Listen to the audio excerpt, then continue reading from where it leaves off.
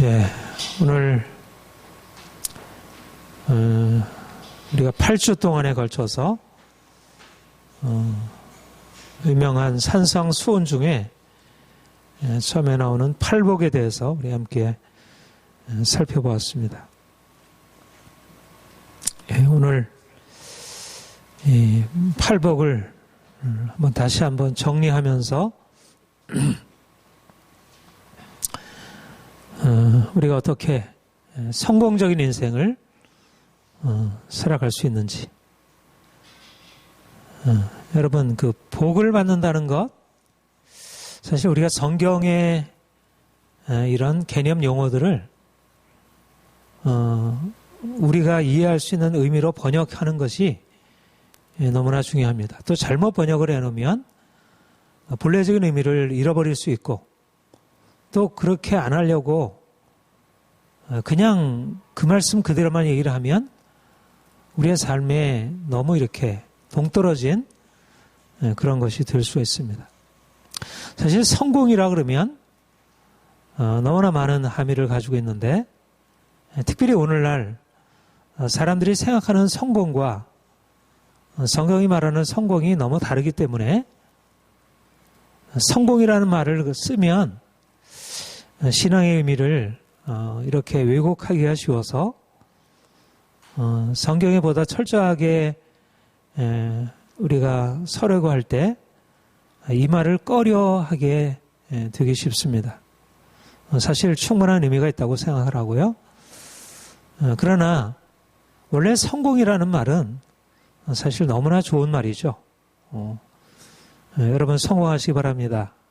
이렇게 하면 우리 모두가 다 뭐 내가 하는 일을 성공해야 되잖아요. 학생이면 내가 대학에 진학하려고 하면 대학에 진학하는 것이 성공하는 일이고, 사실 성공적인 인생은 사실은 어떤 의미로 적용되든지 간에 중요한 가치 있는, 또 우리가 마땅히 추구할 만한 그 내용을 뭐 담느냐는 것은 또 각자의 인생과 가치관에 따라서 다르겠지만, 그러나 성공적인 인생을 지향하는 것은 상당히 의미 있는 것이라 생각합니다. 저는 그리스도인들은 이 땅에 살아가면서 누구보다도 더 탁월한 성공적인 인생을 살아가야 한다, 그렇게 믿습니다. 그리스도인들이 이 세상에서 실패자로 살아간다면 그거는 하나님의 이름에 합당하지 않은, 물론 과정이 있어서는 실패가 있을 수 있지만, 그러나 적어도 그 실패마저도 성공을 향해서 나아가는 과정이 되어야지, 실패로 끝나는 것이라면, 말하자면 내 인생을 이제 마감하고 이제 정리하게 될 그때 나는 성공적인 인생을 살았다, 저분은 참 성공적인 인생을 살았습니다, 이렇게 우리가 본인 스스로 생각하고 옆에서 그렇게 인정할 수 있어야 하지 않겠어요? 우리 지난 주일날 김영삼 전 대통령 서거하셨는데, 그분의 인생에 뭐 과거도 있었지만, 그러나 그분이 돌아가실 때 그분의 과거를 돌아보면 너무나 중요한 우리 한국의 자유와 민주를 위해서 헌신하셨던 분으로 그렇게 인정받게 되는 것을 보게 됩니다. 저도 그렇게 생각을 합니다. 적어도 인생에 뭐 실패, 실수가 없는 사람이 어디 있겠습니까? 그러나 적어도 그가 장례식장에서 사람들로부터 이분은 참 가치 있는, 보람 있는, 칭송받을 만한 그런 삶을 살았다, 그렇게 성공적인 인생을 인정받을 수 있는 사람이 되어야 하지 않겠나. 우리 산상수훈에서는 성공적인 인생을 복 있는 사람이라 이렇게 말하고 있습니다. 여러분, 산상수훈은 누구보다도 우리 그리스도인들에게 익히 많이 알고 있는 내용이고, 특별히 팔복의 내용들은 적어도 크리스찬이라고 하면 다 그 내용들을 한 번 이상 다 들어봤고 설교를 들어본 것으로 생각을 합니다. 그런데 이제 중요한 것은 우리가 산상수훈의 내용, 또 팔복의 내용을 단지 아는 것이 아니고 산상수훈을 그대로 살아가는 것, 팔복에서 말씀하고 있는 그 복을 받을 만한 그런 사람으로 실제적으로 살아가는 것, 이것이 보다 더 중요한 것이 아닌가. 저는 이 말씀을 강의하면서 이런 생각을 하게 되었습니다. 이 팔복의 말씀이야말로 정말 인생을 성공하기 위한 8가지 법칙이구나. 내가 산상수훈의 말씀, 이 팔복의 말씀을 그대로 믿고 따라가게 되면 내 인생이 정말 복을 누리게 되겠구나. 성공적인 인생을 살아갈 수 있겠구나. 그래서 오늘 제목을 복음적인 인생 성공의 법칙이다. 그렇게 말씀을 드렸습니다. 복이란 무엇입니까? 원래 복이란 말은 그 내용에 있어서 뭐 부자가 되고 건강하고 명예를 얻고 그 내용이 복의 내용이 그런 것일 수 있지만 복이라는 원래 개념은 인생이 무엇인가 성공을 추구해서 얻는 것이 아닙니다. 복이란 말의 의미는 내가 추구해서 얻는 것이 아니고 받는 것입니다. 성경은 이러이러한 사람은 복 있나니, 말하자면 심령이 가난한 자는 복 있나니, 이 말은 심령이 가난한 자에게 하나님이 이러한 복을 주신다는 말씀입니다.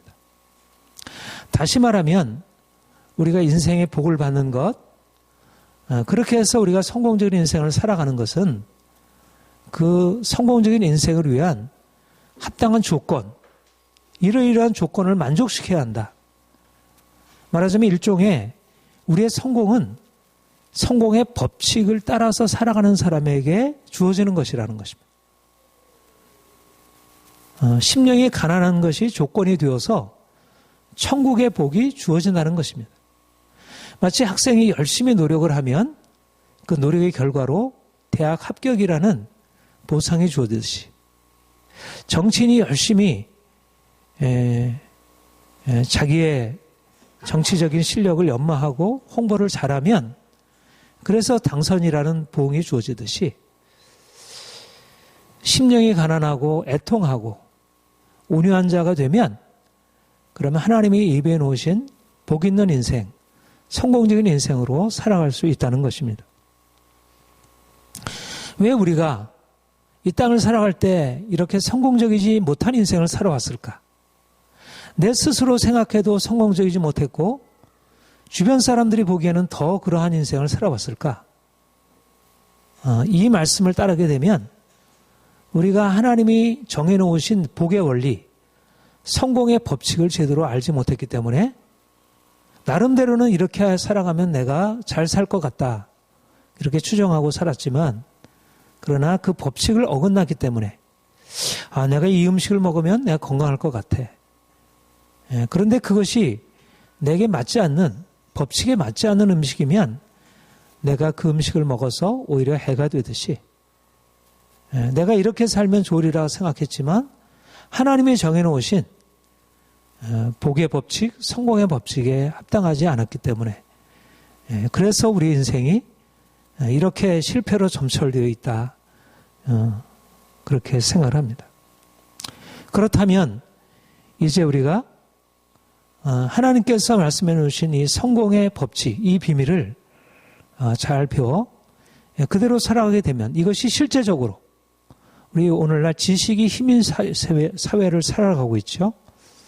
누가 권력을 차지하는가? 권력이 지식을 가진 자에게 이동하고 있다. 엘빈트 플러가 그런 책을 썼는데 지식을 가진 자가 권력을 가지고 세상을 성공적으로 살아가는 것이 이 세상인데 그런데 이 산상수훈의 진정한 가장 깊은 하나님의 비밀을 우리가 알고 그 법칙대로 살아가게 되면 우리는 세상이 알지 못하는 그러한 놀라운 성공회로 나아갈 수 있다는 것입니다.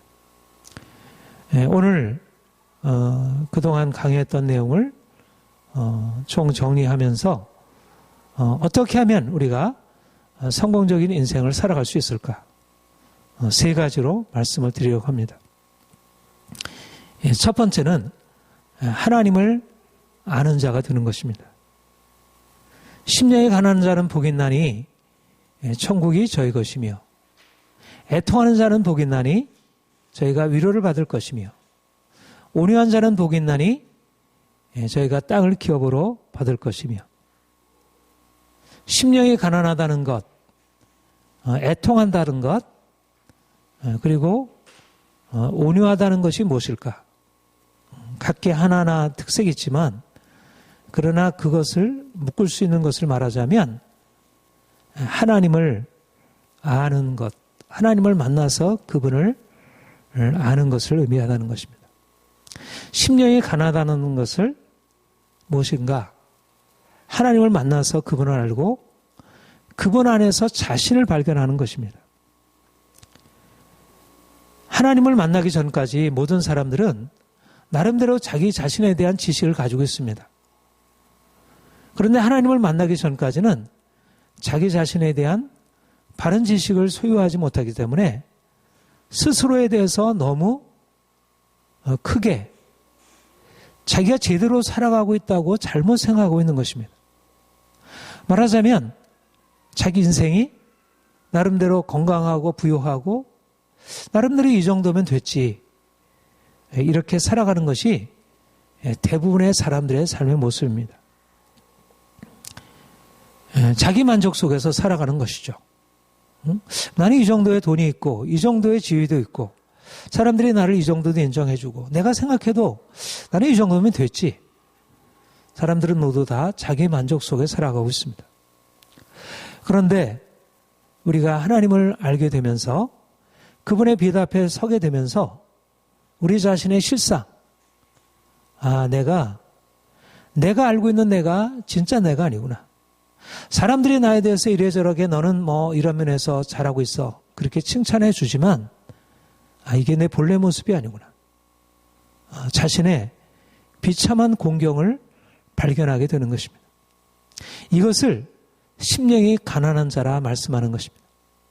자기가 얼마나 가난하고 형편없는 존재인지, 자기가 아무것도 가진 것이 없으면서도 뭔가 자기 기준으로 또 세상 사람들이 일반적으로 인정하는 그 기준에 따라서 스스로 너무 자기 만족 속에서 살아온 것입니다.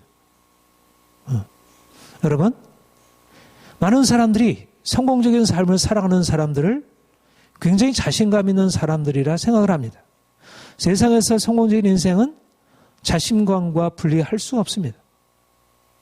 그러나 오히려 그리스도인들이 진정으로 복을 누리는 사람, 성공적인 인생을 살아가기 위해서는 자신감과 거꾸로 자기 인생의 비참함을 발견하는 것입니다.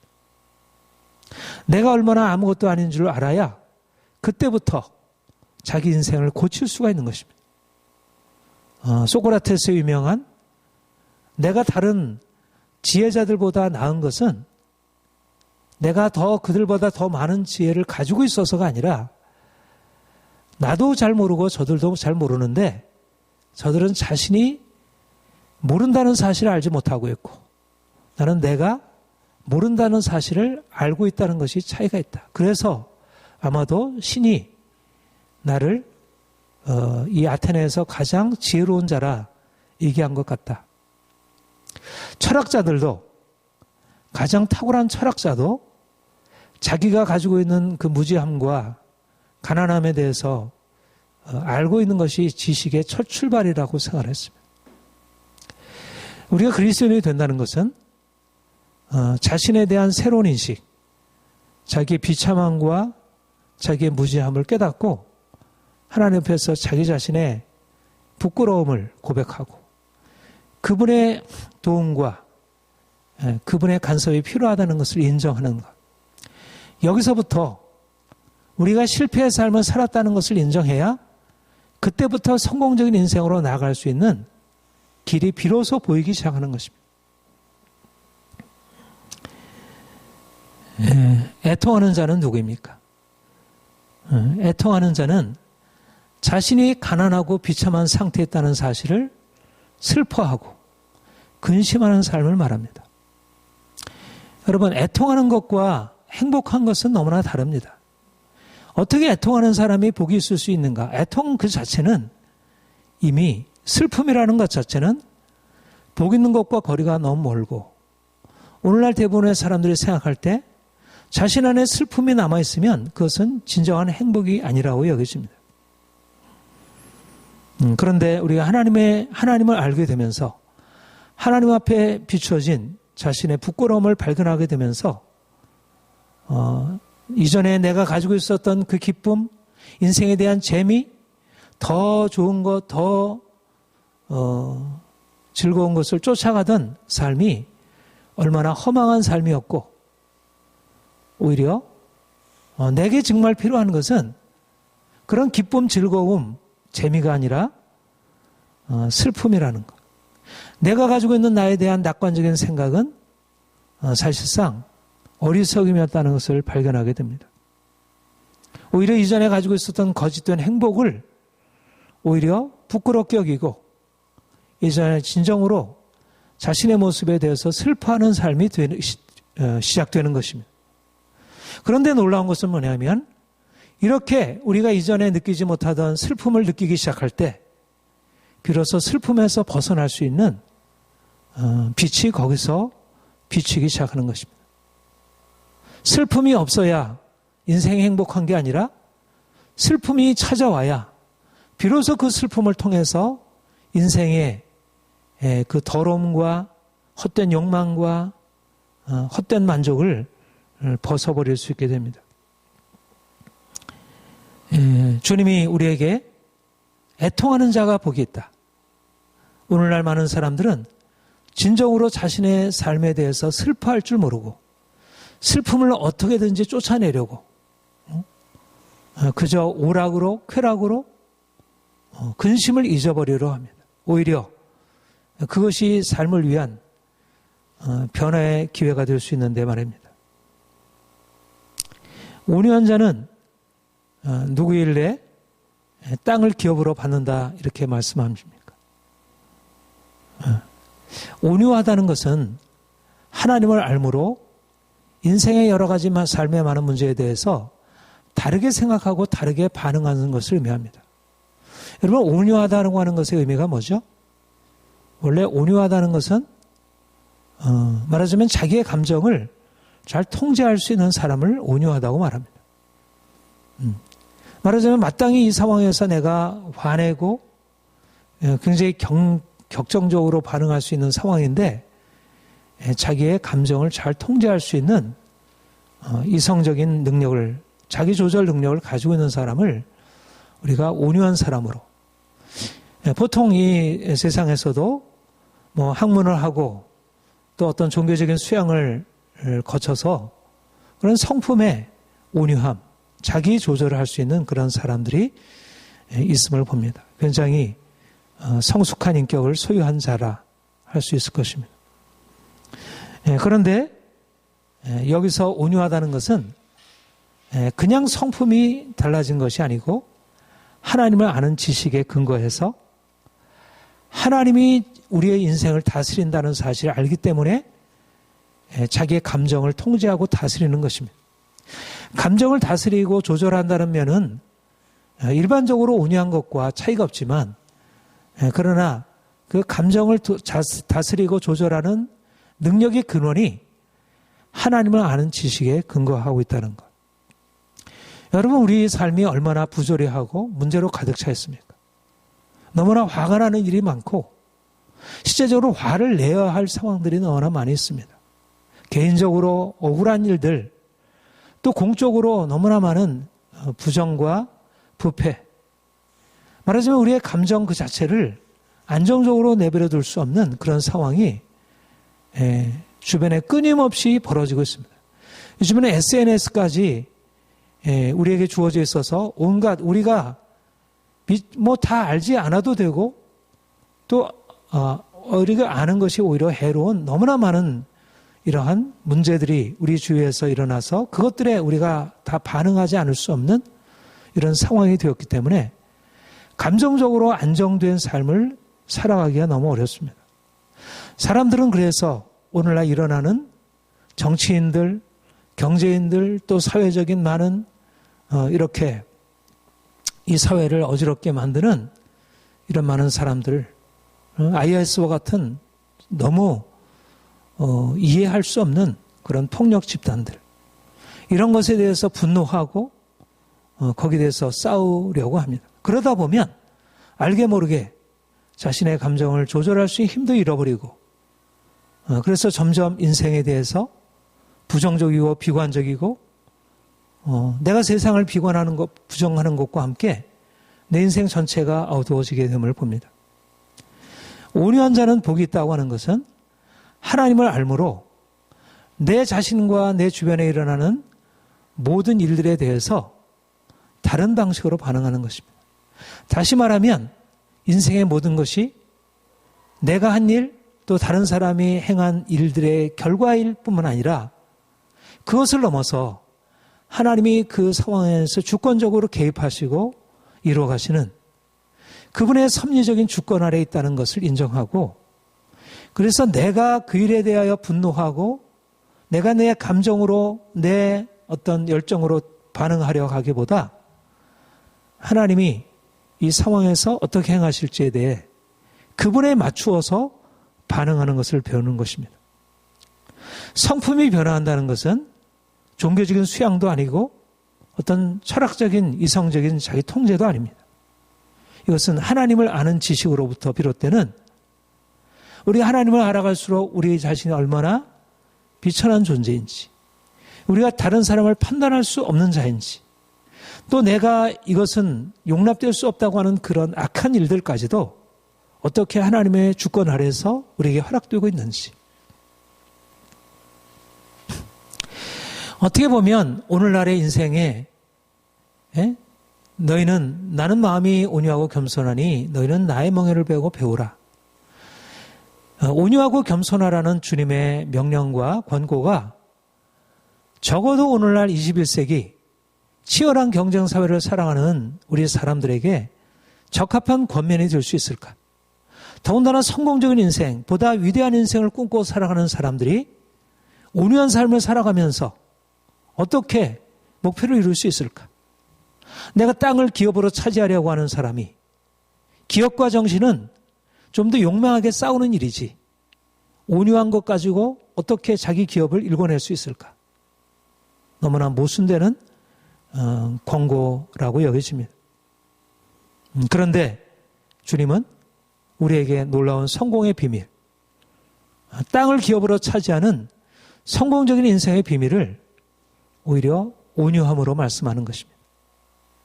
내가 나서서 싸우지 않고 내가 이 모든 상황을 해결하려 들지 않고 하나님이 그 상황에 개입하실 것을 어떻게 보면 잠잠히 기다리며 그분의 때를 기다리고 행하는 것입니다. 그리스도인의 삶은 결코 수동적이지 않습니다. 굉장히 적극적이고 용맹한 사자와 같습니다. 그러나 그 용맹과 사자 같은 담대함은 주님처럼 겸손과 온유로 새로워진 인격이 나오는 것이지, 내가 이전에 가지고 있었던 그런 인간적인, 마치 베드로가 예수님이 십자가에 이제 달려 죽으려고 끌려가실 때 그거를 막으려고 칼을 빼들어서 말고의 귀를 치듯이, 그런 방식으로 오늘의 불의에, 오늘날 이 부조리한 이 현실에 대응하는 것은, 그것은 능력이 되지 못합니다. 저는 이 부분에 있어서 굉장히 중요한 그리스도인의 어떤 발견이 중요하다고 생각합니다.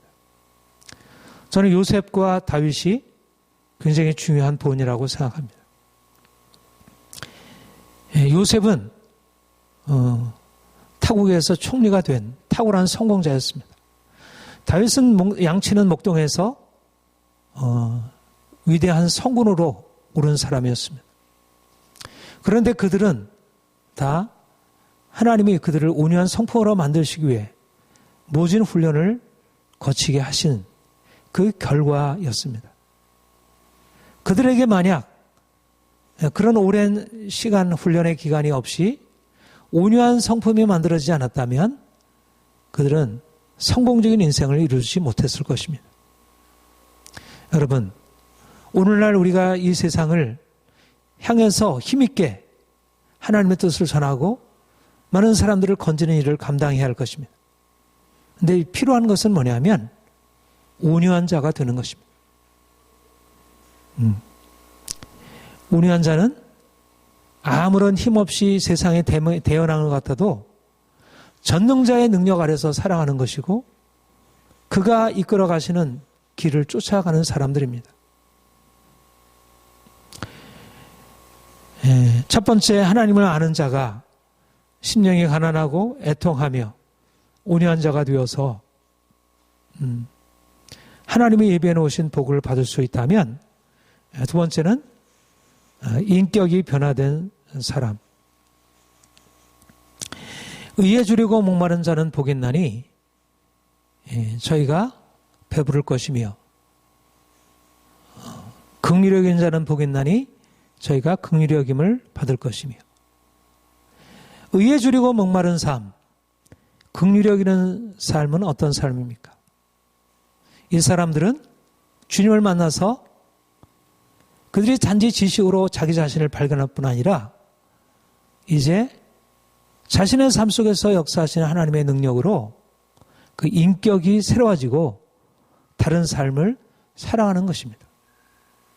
다시 말하면 우리가 하나님을 안다는 것은 단지 우리가 지식으로 그분을 아는 것이 아니라 실제적으로 그분을 닮아가는 것입니다.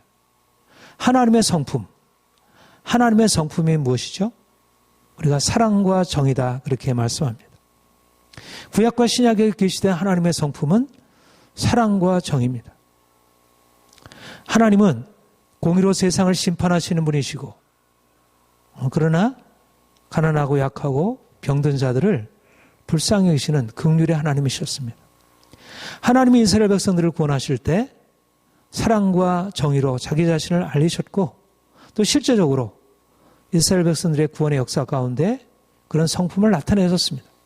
그리고 율법에 너희는 나와 같이 거룩하라. 근데 그 거룩의 내용이란 바로 하나님의 성품을 본받아서 살아가는 것을 의미합니다. 오늘날 우리가 하나님을 알고 이 땅에서 복을 받아 누리기 위해서, 성공적인 인생을 살아가기 위해서 필요한 것은 바로 이런 하나님의 성품을 가진 자로 날마다 그리로 향해서 살아가는 것입니다. 의에 주리고 목마른 자는 복이 있나니. 오늘날 우리 시대가 어떻습니까? 우리가 온유한 자에 대해서 말씀하면서도 거론했지만 우리는 정의가 사라지고 사람들은 점차 정의, 도덕을 버리고 자기 인생의 욕망을 쫓아서 행복만을 구하는 시대가 되었습니다. 정의와 행복 중에 무엇을 택하겠는가? 100 중에 90 이상은 다 행복을 택하는 쪽으로 기울어지게 됩니다. 오늘날의 사람들이 생각하는 행복은 정의와 무관한 것입니다. 그 자체로 인생을 추구할 만한 가치입니다. 정의라고 하는 것이 인생에 있어서 가장 중요한 가치라고 하는 것은 옛날에 고대 철학이나 종교들은 모두 다 한결같이 가르쳐온 내용이었습니다. 인생을 도덕적으로 살아야 한다. 의롭게 살아야 한다. 공자, 맹자가 가르쳤고, 소크라테스, 플라톤, 아리스토텔레스가 가르쳤고, 이슬람이나 힌두교나 모든 종교들이 그 내용 안에 반드시 정의로운 삶을 가장 인생다운 삶으로 그렇게 가르쳐 왔습니다. 그런데 오늘날 사람들이 행복을 지고의 가치, 지상의 가치로 여기면서 행복과 정의는 상관없는 것으로, 내가 바르게 살아가는 것, 내가 착하게 살아가는 것은 오히려 행복으로 나아가는 데 있어서 좀 적당히 타협을 하면서 해야 될 것이지, 너무 고지고대로 바른 것을 추구하는 것은 합당하지 않은 것으로. 이것은 앞서서 사람들을 가르치는 학교 선생이나 교수나 정치인이나 법조인이나 언론이나 할 것 없이 현실의 논리, 현실의 행복을 위해서는 정의라고 하는 것은 타협할 수 있는 것이라고 하는 것을 당연히 받아들이고, 오늘날 이 포스트 모던 상대주의적인 가치관이 들어와서 사람들의 생각을 정의는 인생과 좀 무관하고, 오히려 정의라고 하는 것은 인생을 불편하게 하고 오히려 나누게 하는 것으로 그렇게 말씀하고 있습니다. 오늘날 이런 시대 가운데서 우리가 의를 찾아보기 어렵습니다. 개인의 삶이 그렇고 사회가 그렇고 정치적인 현장이, 정치의 의미는 이 땅에 정의를 세우는 일입니다. 그러나 지금의 정치의 목적은 정의가 아니라 인생의 행복이라는 것에 초점을 맞추고 좌나 우나 진보나 보수나 할 것 없이 정의를 폐하는 일에 앞장서고 있습니다. 앞장선 지도자들이 그렇게 나가고 있기 때문에 국민은 너무나 당연하게 받아들이고, 국민과 지도자들이 합쳐서 점점 정의가 무너지는 방향으로, 사회는 점점 도덕적인 질서에서 벗어나고, 정의 자체를 없을 뿐 아니라 정의 자체를 찾는 자조차도 점점 희박해지는 시대가 되었습니다. 이런 시대 가운데서 의에 주려고 목마른 자는 복이 있나니, 오늘날 이 시대와 전혀 다른 삶을 말씀하는 것입니다. 의에 주려고 목마른다는 것은 내가 어떤 고난이 와도 내가 의로운 길, 바른 길, 착한 길, 정직하고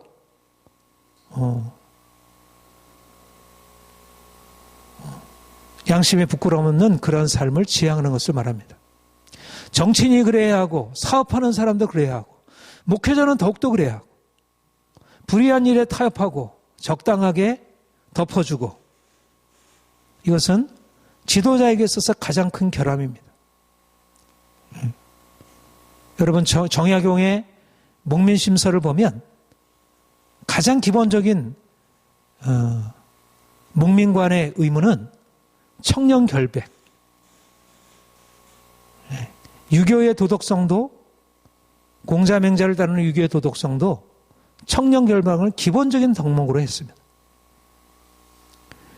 오늘날의 정치가 부패한 것은 더 이상 이것이 덕목이 되지 않는다는 것입니다. 정치적인 수완, 그게 덕목이지. 정의를 추구하는 자, 정의를 추구하고 목말라 하는 자가 이 땅에서 복을 받는다는 것입니다. 사람들이 생각할 때 전혀 성공적인 인생과는 거리가 먼, 오히려 실패로 나가는 삶의 지름길로 여겨지는 그런 인생이, 주님은 성공적인 인생으로 나가기 위한 길이라 말씀하고 있습니다. 긍휼히 여기는 자는 복이 있나니, 긍휼이란 무엇입니까? 바로 주님의 마음입니다. 주님께서 이 땅에 가져오신 가장 탁월한, 구약에도 하나님의 긍휼이 나타나 있지만, 그러나 예수님이 이 땅에 오셔서 역사 안에 행하신 가장 탁월하고 놀라운 계시와 같은 것은 이 긍휼이라는 성품입니다. 요즘 우리가 복지국가를 지향하고 약자들에 대한 공감에 대해서 많이 말씀하고 있지만, 그 근원, 맹자도 말했고 공자도 말했지만, 그러나 가장 원형적인 근원은 예수님의 십자가, 그분의 이 땅에서 보여주신 가난한 자들과 고통받는 자들을 함께 하면서 그들에게 긍휼을 품으신 주님의 마음입니다. 우리가 주님을 만나서, 주님을 알아가면서 우리가 얼마나 이기적이고 얼마나 병들고 얼마나 우리가 잘못 살아왔는지를 발견하게 되고, 그리고 우리가 이 땅을 성공적으로 살아가는 길은 자기의 권력을 추구하고 다른 사람을 지배하고 통제하고 내 마음대로 사람들을 그렇게 조종하고 다뤄갈 수 있는 그런 사람이 되는 것이 아니고, 오히려 약자들의 아픔에 공감할 줄 알고 자기 자신을 들여서 약자들을 위해서 사랑하는 긍휼의 마음이 있다는 것. 오늘날 사람들이 신용을 내고 있지만 정치도 그런 원리에 대해서 간접적으로 그것을 나름대로 모방하려고 하고 있지만 그러나 근본적인 정신은 사라지고 더 오히려 긍휼 없는 무한 경쟁, 승자가 독식하고 약자는 그야말로 그 승자가 독식하는 세상 속에서 눈물을 흘릴 수도 없고 소리를 낼 수도 없는 이런 긍휼 없는 이 세상 가운데서 주님의 긍휼을 마음에 품고 살아가는 것을 의미합니다. 탁월한 높이입니다. 우리 그리스도인들이 긍휼을 가지고 살아간다는 것은 이 세상 속에서 세상이 알지 못하는 비밀을 가지고 있는 것을 의미합니다. 오늘날 많은 사람들이 불평등이 더 심화되고 정말 생존 그 자체가 위협을 받는 그런 시대를 살아가고 있습니다. 여러분, 돈이 사회 안전망인가? 복지국가가 사회 안전망인가? 그렇지 않습니다. 돈이 없어서 사람들이 고통 가운데 있지만 그러나 사람들에게 정말 필요한 것은 그들을 긍휼히 여길 수 있는 사람인 것입니다. 살아있는 사람들, 그들에게 생명과 용기를 부여줄 수 있는 긍휼을 가진 사람들을, 주의 마음을 가지고 있는 사람들을 주께서 찾고 있습니다. 오늘날 어떻게 우리 그리스도인들이 이 세상 속에서 성공적인 인생을 살아갈 수 있는가? 바로 주님께서 우리의 삶에 들어오셔서 이기적이고 자기중심적인 우리의 삶을 깨뜨리시고 우리를 이제 긍휼을 가진 자로, 나보다 약하고 병들고 고통당하는 자들의 친구와 그들의 위로자가 되는 주님의 마음을 가진 자로 살게 하시는 것입니다.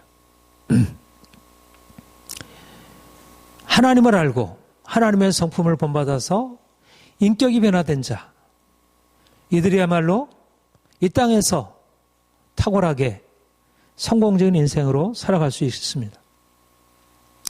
그리스도인들이 이 땅에서 성공적인 인생을 살아가기 위해 세 번째, 팔복에서 말씀하는 것은 세상과 싸우는 자가 되는 것입니다.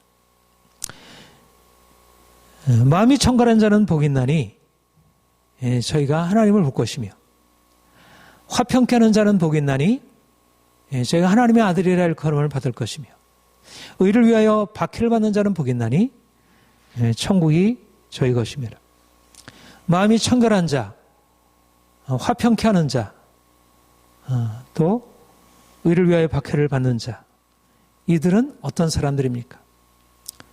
이 세상 속에서 다른 삶을 살아가는 사람들입니다. 이 세상의 가치, 이 세상의 방식을 거절하고 이 세상과는 전혀 다른 삶의 방식을 택하고 살아가는 사람들입니다.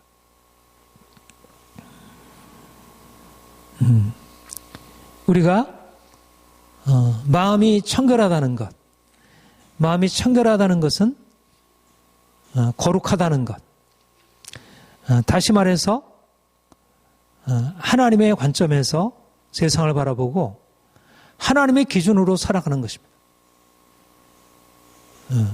거룩하고 흠이 없는 자, 세상 사람들이 가지고 있는 그런 적당한 기준에서 타협하고 그렇게 살아가는 것이 아니라 세상을 부정하고 세상을 넘어서서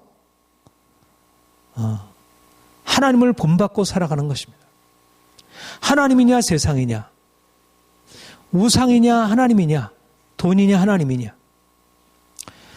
여러분, 오늘날 대부분의 많은 사람들이 예수님을 믿으면서도, 하나님을 섬긴다고 하면서도 하나님과 함께 세상을 섬기고 적당한 혼합, 적당한 타협, 그래서 인생을 편안하게 하는 것을 그대로 붙들고 살아갑니다. 그러나 주님께서 우리에게 말씀하시는 것은 마음이 청결한 자, 세상의 욕망과 타협하고 적당히 그것을 가리우고 살아가는 것이 아니라 자신의 욕망을 날마다 십자가에 못 박고 욕망을 부추기고 욕망을 향해서 살아가도록 요구하는 세상을 향해서 싸우고 그것을 거스러가는 것입니다. 거짓과 진리를 분별해서 거짓을 버리고 위선을 버리고 진리를 쫓아 살아가는 것입니다.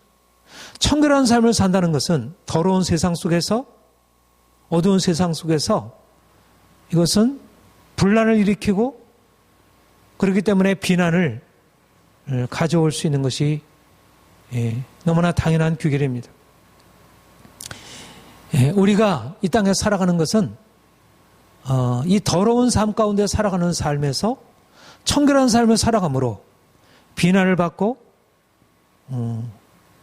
그래서 사람들로부터 소외당할 수 있는, 여러분 청교도라고 여러 가지 의미를 갖고 있지만 청교도의 본래적인 의미는 아무튼 하나님의 말씀을 따라서 하나님의 정하신 표준 아래서 방탕과 음란과 폭력의 이 세상 가운데 더 이상 그 가운데 타협하지 아니하고 깨끗하고 성결한 길을 살아가는 사람들이었습니다.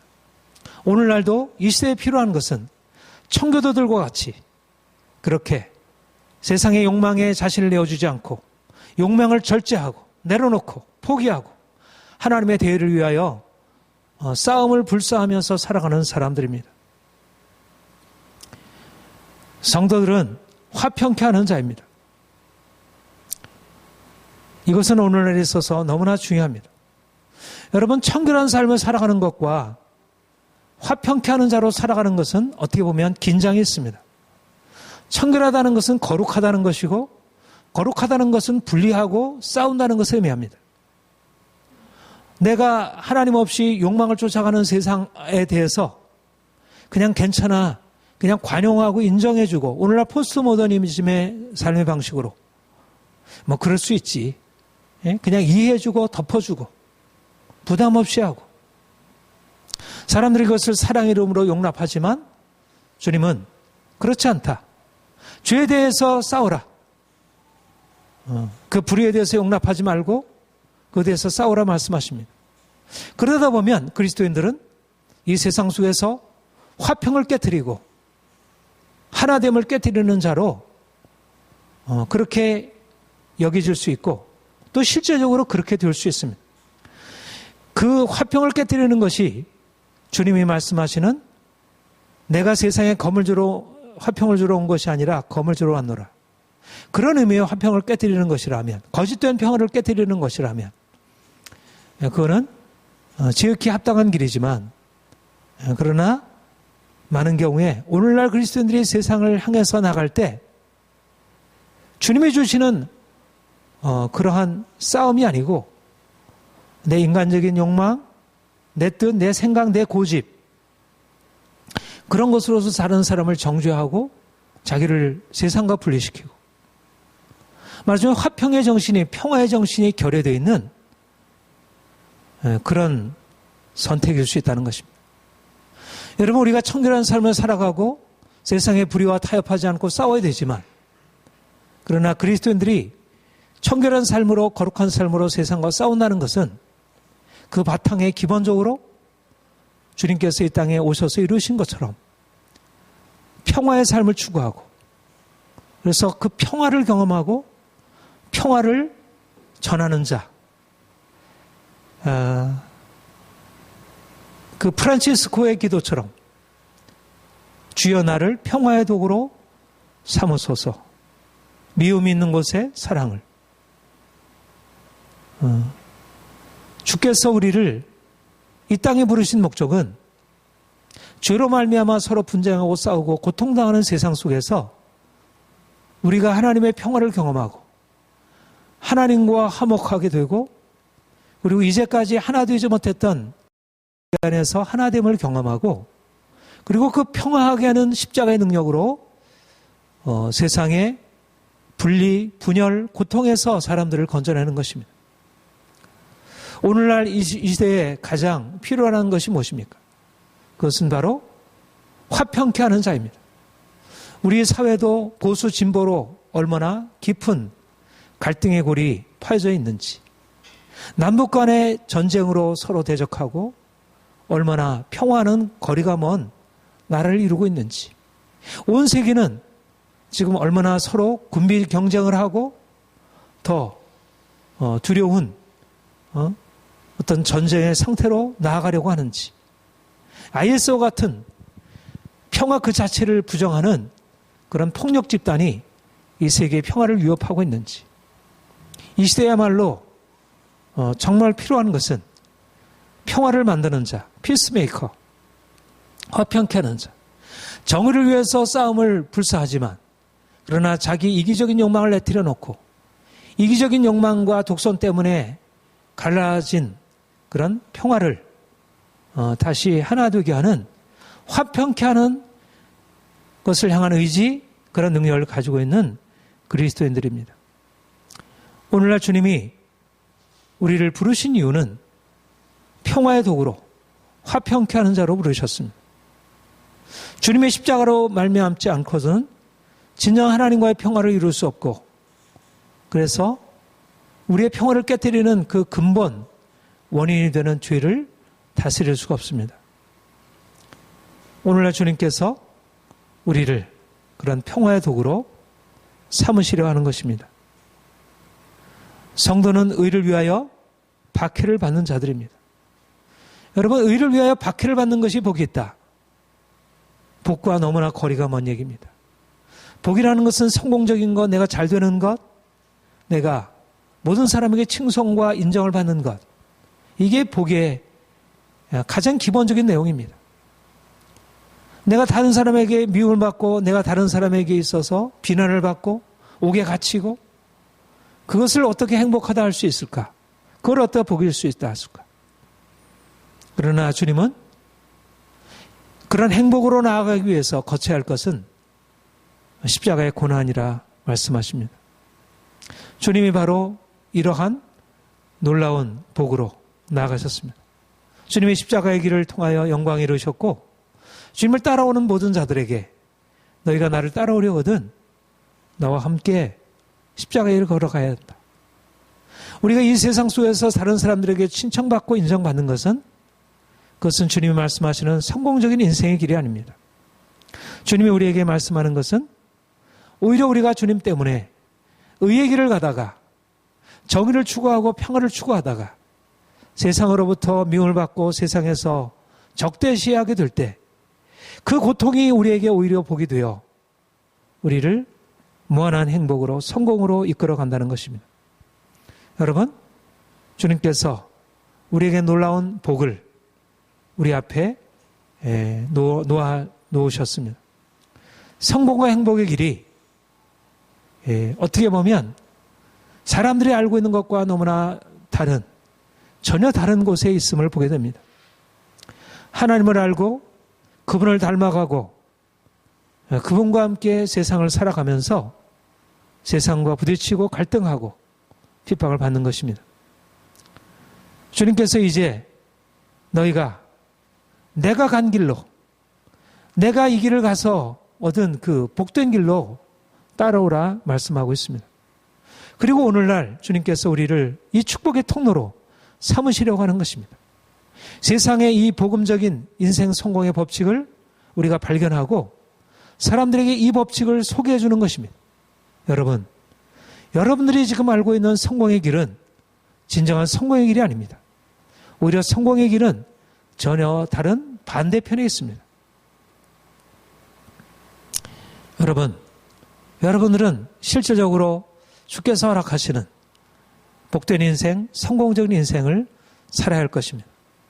우리가 주께서 8가지로 우리에게 말씀하시는 이 놀라운 비밀, 이것을 우리의 실제 삶에서 적용해서 우리가 날마다 이 복을 경험하고 또 이 복을 가지고 다른 사람을 섬기고, 그래서 이 땅 가운데 많은 사람들이 이 귀한 삶으로 들어오도록 그렇게 사명을 감당하시를 축복합니다. 기도하겠습니다.